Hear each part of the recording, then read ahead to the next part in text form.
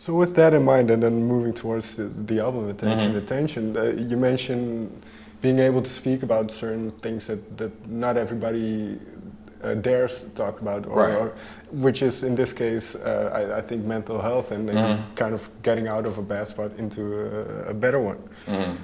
I think it's recognizing the scenarios that have been put in front of you. For this album in particular, what kind of propelled you forward into this subject matter to go into it as far as a concept record? Because you've built because you've written about very personal things before. So but this is a bit different. This is a cohesive whole, and then kind of it's a story. Illuminating all aspects of this or a lot of aspects of this thing. So what made you go for this thing in particular? It really comes down to, I don't want people to be afraid to fail. I don't want us as a people, as human beings, I don't want us to lose our humanity either. Like what me and you are doing right now. We're having a conversation, but we're also having a conversation not looking down at a smartphone, texting to each other. I know that we live in a very technologically advanced world now, but I don't want people to lose the connection with each other of just being able to be in front of someone and talk to them and look into their eyes and watch their body language and listen to them, you know what I mean? I think that a lot of people, because there are so many opinions now, because of technology and social media and what have you. I also think social media and technology is a great, tool. But I think when certain people have aspirations for something for themselves and their life that are maybe bigger than them, they're told that they can't do it, or that they're no good, or that they shouldn't even bother. You should just be grateful for who you are and what you have.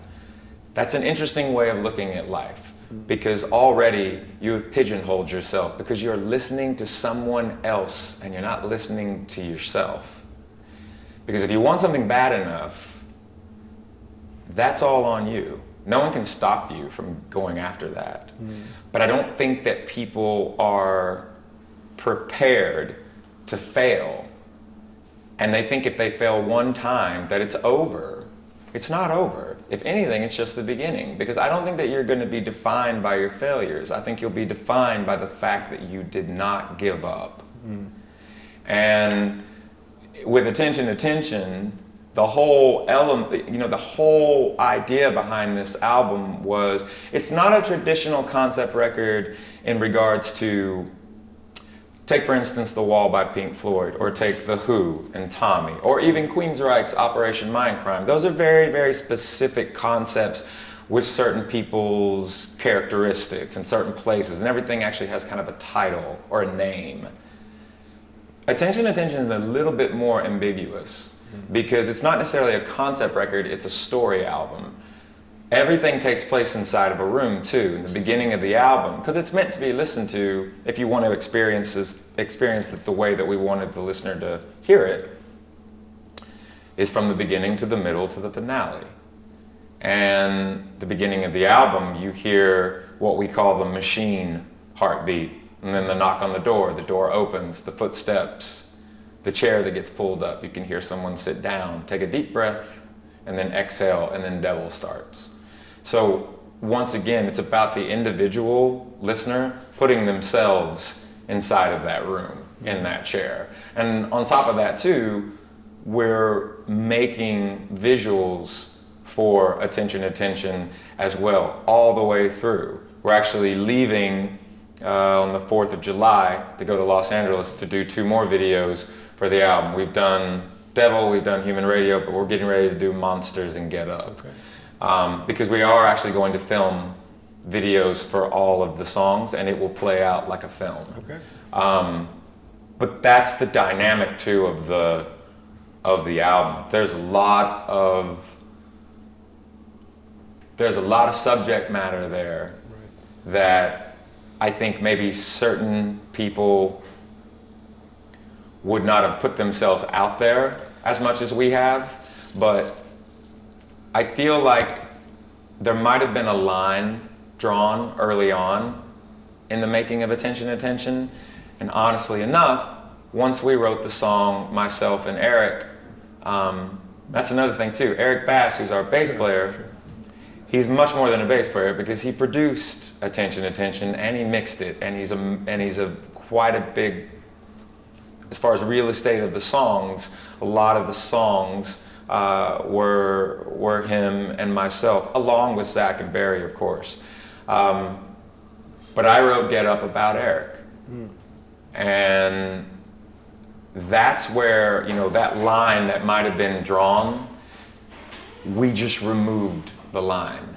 Because being able to be that personal and being able to be that upfront with not only him, but, you know, what Get Up was about, that allowed us to not, under any circumstances whatsoever, censor ourselves with any of the other material going forward with what became the album. It actually, I think what Get Up did was, that was where we all kind of looked at each other and said, you know what, it's okay.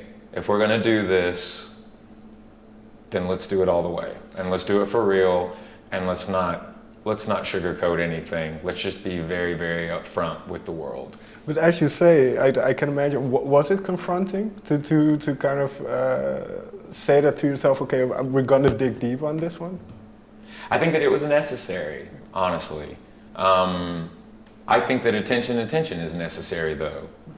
I think that there is a massive amount of genuine substance in this work of art. I call it a work of art because that's what it is. Once again, this is our interpretation. 4 gentlemen, and these are our thoughts. The only thing is that none of this was made up. You know, this album was not pulled out of thin air. This album is about us. But I think it's about a lot of people also. We wanted to make something that would stand the test of time, and we wanted to make something that the world said needed to be made. And I feel like that's what we've done with this album. The beautiful thing about it too is it's a very exciting time for us because we're actually really, really patient individuals. Our career has not been like this and then that. From the get-go, we've kind of steadily done this. And I think that that's really, really important because it allows you to, once again, collect information. And, you know, you're not going to be able to make all the decisions all the time and be perfect, but being perfect is no fun. We would rather show you the cuts and the bruises and the scars and the stuff that's not so, you know, we would rather show you the imperfections because it's real.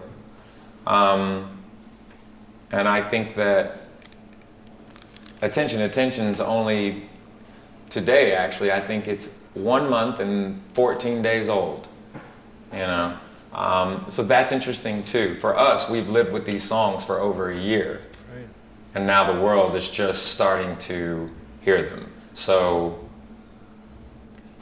the sky's the limit. And it's also a very global record because it's also an album that we are demanding upon ourselves, the 4 members of the band, that we really, really want to do everything in our power to be able to tour the world for the next probably 2.5 to 3 years on this album so that we make sure we get to every part of the globe that we want to get to. It's a big world. There's 7 billion people on this planet. Very quickly then, because I don't want to take too much of your time, but no, man, it's all good.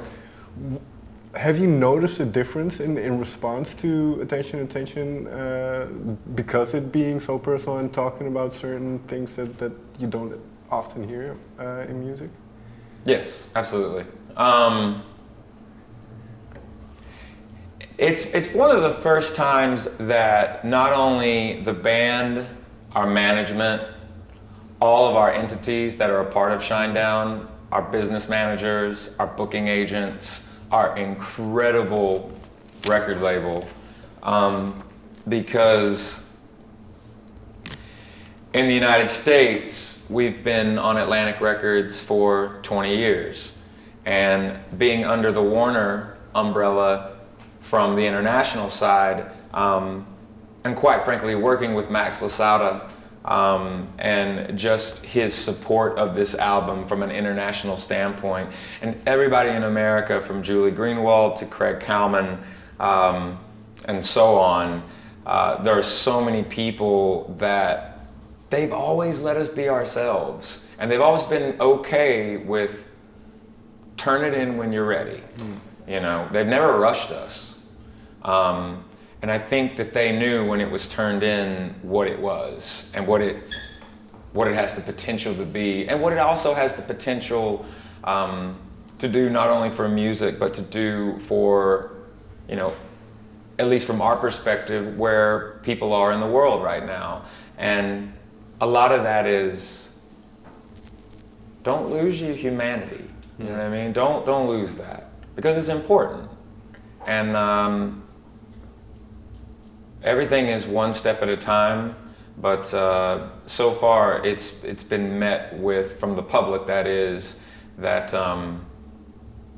this is more about, it's more about people than anything, and it's more about culture and understanding and a bit of acceptance. You may not agree with everybody, but give everybody a moment to say their piece. Right. And then we may not be able to completely figure everything out, but we definitely, I think we all can definitely come to a compromise. Right. Brent, thank you very much for your time. Very welcome, thank you, appreciate it. Thank you.